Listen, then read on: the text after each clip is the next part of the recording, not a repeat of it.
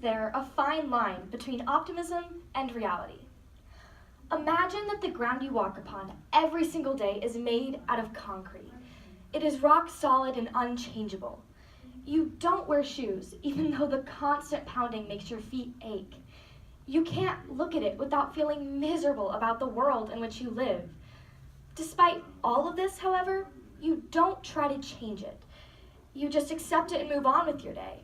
After all, it is concrete, a permanent piece of ugly, hard, unchangeable rock. This is the world of a realist. Okay, reality isn't always bad. There's a lot of good in it. It's just that when reality gets bad, the realist doesn't try to change it. However, an optimist carries around a pack of sidewalk chalk with them everywhere they go. They create beautiful drawings, plant flowers, build sculptures, basically do anything they want until their world is exactly what they want it to be. An optimist won't settle for a life they hate. This is the difference between optimism and reality, and why I believe that there is not a fine line between them.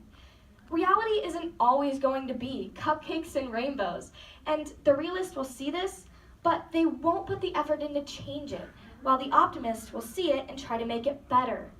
Believing in optimism allows us to create our reality, while believing in realism allows us to just accept it and move on, whether it's good or bad.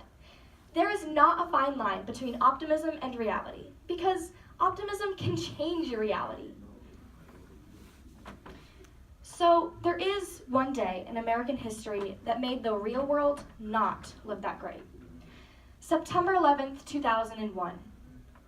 This was the day that 2 airplanes flew into the Twin Towers and killed nearly 3,000 people. On this day, there was a lot of concrete that fell and a lot of lives that were lost.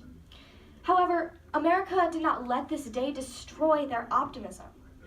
One thing that the United States changed drastically after this day was airport security. Some of you may remember, but there was a time when you didn't need to take your shoes off before you got on a plane, and you didn't need to go through huge sensors just to get to your gate. Just 2 months after the attack, the government created the Transportation Security Administration, or the TSA. Airport security is now stronger than ever. America used the unfortunate event that was 9/11 to make us better. Although the reality of our country wasn't ideal, we didn't let that take away our positivity.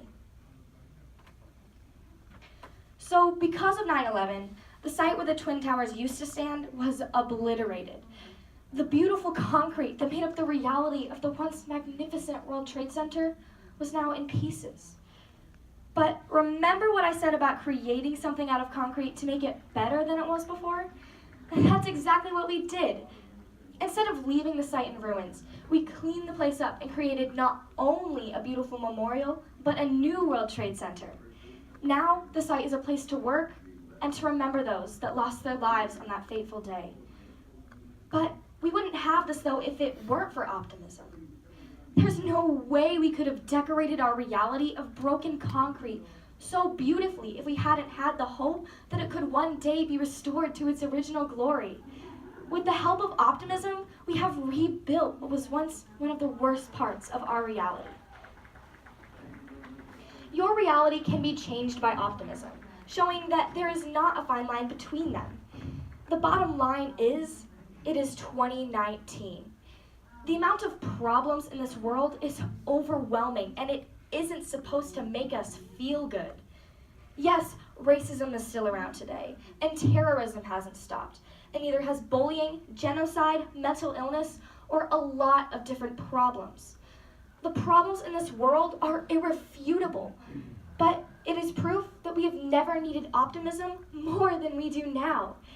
The events that happened on September 11th could have sent the U.S. into a state of pandemonium if we didn't have the positivity to bounce back and rebuild.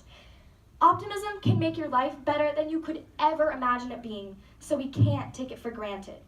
So the next time life isn't much better than a slab of hard concrete, try adding some sidewalk chalk. Thank you.